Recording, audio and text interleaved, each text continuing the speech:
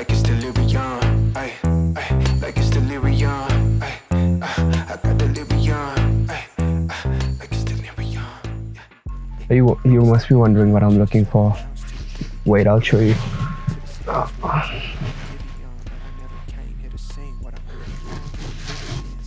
See this here?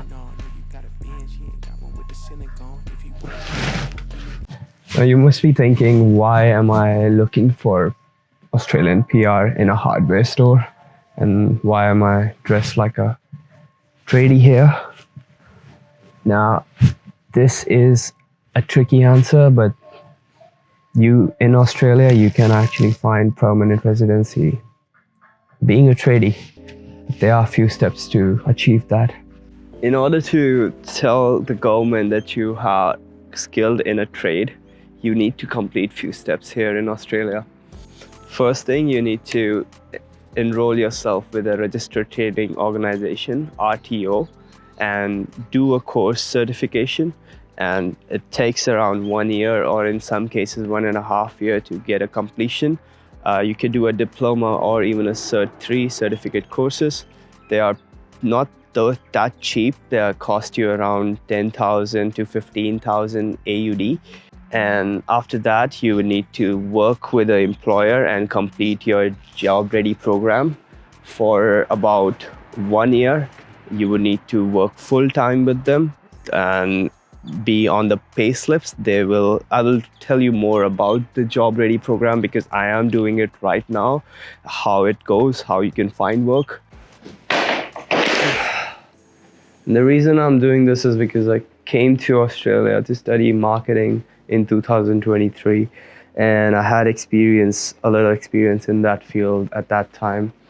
Mujhe laga after I come here, I'll be able to become like Don Draper in Mad Men and work with the creative minds and throw ideas out and learn from them and how these guys do stuff, because it's a first world country. They would have more technically advanced features they would be using. But the sad reality of Australia is that in the job market here, you get filtered out really quick on the basis of what visa you have. So for me, having a temporary graduate visa, which is only valid for 3 years, in most of other countries, it's for 2 years or 1 year even, that an employer will not be investing in you for you to learn and grow in the organization and then leave after 2 years. So they filter you out. It's actually very transparent. They ask you in the job profile itself that you must have a PR or a residency in order to apply. And this is also backed by the government here because they want the locals to get more job opportunities than people who are coming from overseas.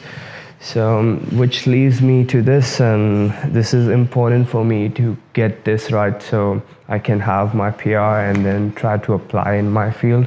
I always wanted to build my own house one day. So this is just 1 year of learning, working out, and grinding it out. I'll build something with YouTube as a creator. It would mean the world to me if you would subscribe or like this video and just share it maybe with people who are looking for a JRE. So let me tell you what is JRP and how I am doing it. Job Ready program is something you have to do in order to pass your skill assessment and to be recognized as the person who officially knows the trade by the government. And how it's done is in 4 steps. Step 1 is you find a field that you want to learn. So you find a trade. There are a list of trades that you can do. Of course, you need to choose the one which is needed by the government. So there are a few examples are carpentry, construction, nursing, and early childhood, things like that. The second thing you would need to do is find a RTO, a registered training organization. Talk to 2 or 3 of them, and you can always price check and also tell them that you're getting a cheaper deal somewhere else because they might be able to give you a discount. The third thing you would need to do is find an employer. because after doing the course and getting your completion, you do need to start working in that field and log those hours with the government. How you do that is you start by giving them, the government, your employer details, and you tell them, hey, this is the day that I started working. And officially you can also start and backdate your the days of your employment 3 months prior to completion of your certificate. So if your certificate is completing this month, you can start working and start accumulating those hours needed 3 months prior to this, to the month of your completion, basically. Because this is where it comes to step 4, is skill assessment. To pass skill assessment, you need to work in the field for at least 1,700 hours, which roughly amounts to 38 hours a week. And yeah, there's no vacation in between. You need to complete 38 hours a week with the employer. If you do more than 5 days, then you're clocking those hours quicker. So that's good, but you would be able to you just need to complete 1,700 hours in order to complete your skill assessment. And what happens is, after 6 months of working with the employer, you will also have to pass a test. So somebody from the organization, from the government, will be visiting you on your work day. On the day, they will tell you when they are visiting. It's not going to be a surprise, but they will come and they will ask you stuff to see you in the field and to really cross-check if you are really working or not, or if you do know your trade or not. Find an employer first. Say if you find an employer in a field of painting, then you would be doing the trade course for painting.